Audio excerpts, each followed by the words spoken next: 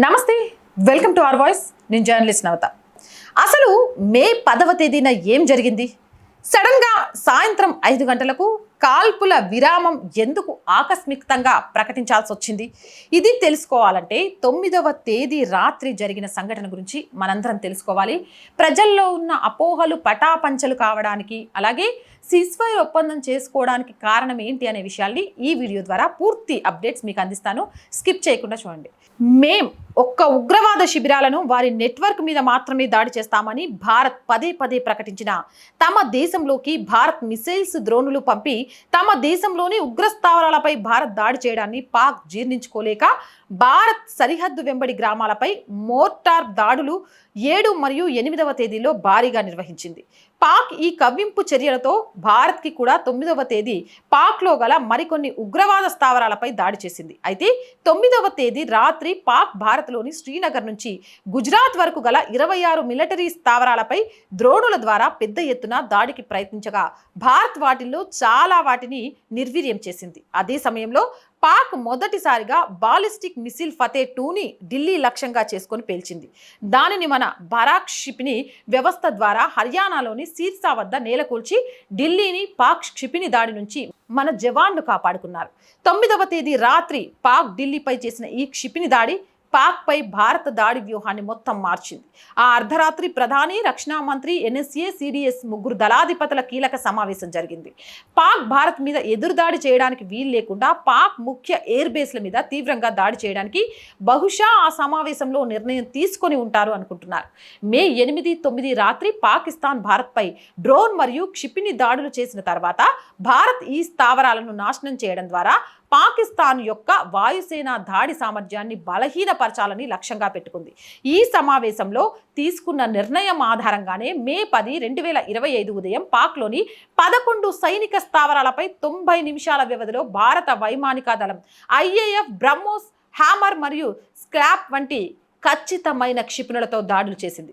ఈ స్థావరాలలో నూర్ఖాన్ రావల్పిండి, మురీద్ చక్వాల్, రఫీక్ షోర్కోట్, రహీం యార్ఖాన్, సుక్కూర్, చునియాన్, పస్టూర్, సియోల్కోట్ మరియు ముషాఫ్ సర్గోదా ఉన్నాయి. 1990 కార్గిల్ యుద్ధం తర్వాత ఇంత పెద్ద స్థాయిలో పాక్పై దాడులు జరగడం ఇది మొదటిసారని కూడా మనం గుర్తుపెట్టుకోవాలి.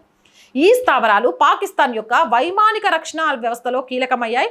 నూర్ఖాన్ స్థావరం ఇస్లామాబాద్కి 10 కిలోమీటర్ల దూరంలో ఉండి సైనిక రవాణా మరియు గగన రక్షణలో కీలక పాత్ర పోషిస్తుంది. మురీద్ స్థావరం డ్రోన్ కార్యకలాపాలకు కేంద్రంగా ఉంది. భారత వైమానిక దళం నూర్ఖాన్ ఎయిర్ బేస్ అంటే రావల్పిండిపై బ్రహ్మోస్ క్షిపణులతో దాడి చేసింది. ఈ స్థావరం ఇస్లామాబాద్కి 10 కిలోమీటర్ల దూరంలో ఉంది మరియు పాకిస్తాన్ యొక్క స్ట్రాటజిక్ ప్లాన్ డివిజన్ ఎస్పీడీకి కూడా సమీపంలో ఉంది. దాదాపు 170 అణు వార్ హెడ్లను నిర్వహిస్తోండ్రు. ఇక్కడ నుంచి న్యూయార్క్ టైమ్స్ నివేదిక ప్రకారం ఈ దాడి పాకిస్తాన్ను గణనీయంగా భయపెట్టింది. ఎందుకంటే నూర్ఖాన్ స్థావరంపై దాడి పాక్ యొక్క అణు కమాండ్ అథారిటీని నిలిపివేయగల సామర్థ్యాన్ని చూపించింది. ఈ దాడి పాకిస్తాన్ యొక్క అణు కమాండ్ని డికాపిటేట్ చేయగల సాంకేతికంగా భావించబడిందని న్యూయార్క్ టైమ్స్ కథనంలో కూడా ఉంది. ఈ దాడి తర్వాత అమెరికా అధ్యక్షుడు డొనాల్డ్ ట్రంప్, విదేశీ కార్యదర్శి మార్కో రూబియో వెంటనే జోక్యం చేసుకున్నారు. Rubio Pakistan army chief general Asim మునీర్తో మరియు భారత విదేశాంగ మంత్రి జయశంకర్తో మాట్లాడారు. ఇది కాల్పుల విరామంకు దారితీసింది. పాక్లో నూర్ఖాన్ వద్ద అణుస్థావరంపై దాడి జరిగినట్లు న్యూయార్క్ టైమ్స్ కథనం. దీనిని ధృవీకరిస్తూ ట్విట్టర్లో ఏఐ గ్రో కూడా ఈ విధంగా చెప్పింది. భారతదేశం 9, 2025న జరిపిన క్షిపణి దాడుల తర్వాత యునైటెడ్ స్టేట్స్ డిపార్ట్మెంట్ ఆఫ్ ఎనర్జీకి చెందిన ఒక బీచ్ క్రాఫ్ట్ B350 విమానం మే 10, 2025న రిజిస్ట్రేషన్ నెంబర్తో సహా ఇచ్చారు. N111SZ ఎక్స్ కోడ్ A03192 పాకిస్తాన్లో ఒక అణు నిల్వ సౌకర్యాన్ని పంపబడినట్లు తెలుస్తోంది. భారతదేశం యొక్క సింధూర్ ఆపరేషన్లో భాగంగా జరిగిన ఈ దాడులు నూర్ఖాన్, సర్గోదా, జకోబాబాద్, బోలారి మరియు అణు నిల్వ స్థానంగా అనుమానించబడే కిరాన్ హిల్స్తో సహా పలు పాకిస్తాన్ సైనిక మరియు అణు స్థలాలను లక్ష్యంగా చేసుకున్నాయి. నేషనల్ న్యూక్లియర్ సెక్యూరిటీ అడ్మినిస్ట్రేటివ్ ద్వారా నిర్వహించబడే ఈ డిఈఓ విమానం దాడి తర్వాత అణు పదార్థాల భద్రత మరియు సమగ్రతను అంచనా వేయడానికి లేదా సంభావ్య రేడియేషన్ లీక్లను పరీక్షించబడడానికి పంపినట్లుగా తెలుస్తోంది. ఫ్లైట్ ర్యాడర్లో 24 నుంచి వచ్చిన ఫ్లైట్ ట్రాకింగ్ డేటా ప్రకారం మే 11, 2025న ఈ విమానం ఇస్లామాబాద్ మరియు రావిల్పిండి సమీపంలో లాహోర్ ఫ్లైట్ ఇన్ఫర్మేషన్ రీజియన్లో సుమారు 150 నాట్ల గ్రౌండ్ స్పీడ్తో ప్రయాణించినట్లు నిర్ధారించింది. అయితే భారత ఎయిర్ మార్షల్ ఏకే భారతి, కిరాణా హిల్స్లో అణు సౌకర్యాన్ని భారత్ దాడి చేసినట్లు వస్తున్న వార్తల్ని ఖండించారు. ఇదిలా ఉండగా ఈజిప్ట్ వైమానిక దళానికి చెందిన ఒక కార్గో విమానం కాల్సెన్ EZY 1916 మే 11, 2025న పాకిస్తాన్లోని మురీ జిల్లాలోని బుర్బాన్ విమానాశ్రయం నుంచి బయలుదేరినట్లు ఫ్లైట్ రాడర్ 24 డేటా అందించింది.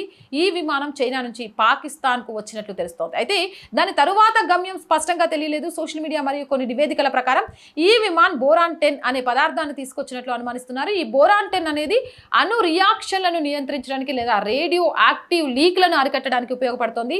ఈజిప్ట్ యొక్క నైలు డెల్టాలో బోరాన్ నిల్వలు సమృద్ధిగా లభిస్తాయి. ఈ విమానం రాక భారతదేశం మే 9, 2025న పాక్ కిరాన్ హిల్స్ వంటి అణుస్థావరాలపై జరిగిన దాడులతో సంబంధం ఉన్నట్లు ఊహాగానాలు వ్యక్తమవుతున్నాయి. అయితే ఈ విమానం యొక్క ఖచ్చితమైన ఉద్దేశం లేదా దాని కార్గో గురించి అధికారిక సమాచారం లేదు. ఈ విషయంపై భారతదేశం లేదా పాకిస్తాన్ లేదా అమెరికా నుంచి స్పష్టమైన ధృవీకరణ లభించలేదు. ట్విట్టర్ AI గ్రోక్ ప్రకారం భారత్ 10వ తేదీ పాక్ వాయు వ్యవస్థపై మరియు అణు వ్యవస్థపై భీకర దాడి చేయడంతో పాక్ డిఫెన్స్ వ్యవస్థ పూర్తిగా బలహీనపడినట్లు రుజువు కావడంతో పాక్కి మరో దారి లేక ఆ రోజు మధ్యాహ్నం 3:30 ప్రాంతంలో పాక్ DGMO భారత్ DGMOకి హాట్లైన్ ద్వారా సంప్రదించి కాల్పుల విరమణ ప్రకటించమని అభ్యర్థించినట్లు తెలుస్తోందని చెప్పారు. బహుశా 10వ తేదీ ఏం జరిగింది అనేది చరిత్రలో ఎప్పటికీ గోప్యంగానే ఉండబడుతుందేమో. ఎందుకంటే ముందస్తు హెచ్చరికలు లేకుండా అణుస్థావరాలపై దాడి చేసినట్లు భారత్ ఎప్పటికీ అధికారికంగా ఒప్పుకోలేదు.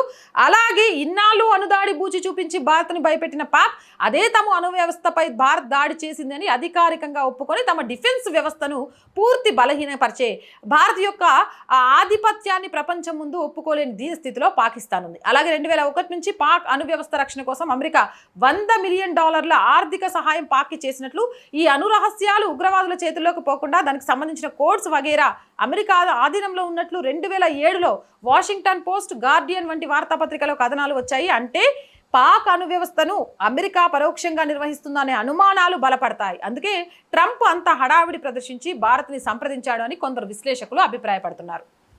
చూశారు కదా, ఏదేమైనా సిస్ఫైర్ ఒప్పందం జరగడానికి అసలు కారణాలు ఇది. అక్కడ న్యూక్లియర్ అనేది కొంత లీక్ అయింది. అది లీక్ అవుతే చాలా పెద్ద ప్రమాదమే వస్తుంది. ఈ నేపథ్యంలో పాక్ వేడుకోవడంతో అక్కడ ప్రజాశ్రేయస్సును దృష్టిలో ఉంచుకొని ఎప్పటికైనా భారత్ పోరు అనేది ఉగ్రవాదం మీదే కానీ పాకిస్తాన్లో ఉన్న ప్రజల మీద కాదు అనే విషయాన్ని ఆలోచన చేసి వెనక్కి వచ్చారే తప్ప పాకిస్తాన్కి భయపడో అమెరికా వాణిజ్య ఒప్పందానికో భయపడి కాదు. పాకిస్తాన్ ఎంత భయంకర పరిస్థితుల్లో ఉంది, అమెరికా లాంటి దేశాలు ఇలాంటి తప్పిదాల వల్ల ఎంత వణికిపోతున్నాయి అనేది ఈ చర్యతో చాలా క్లియర్గా బయటపడుతుంది.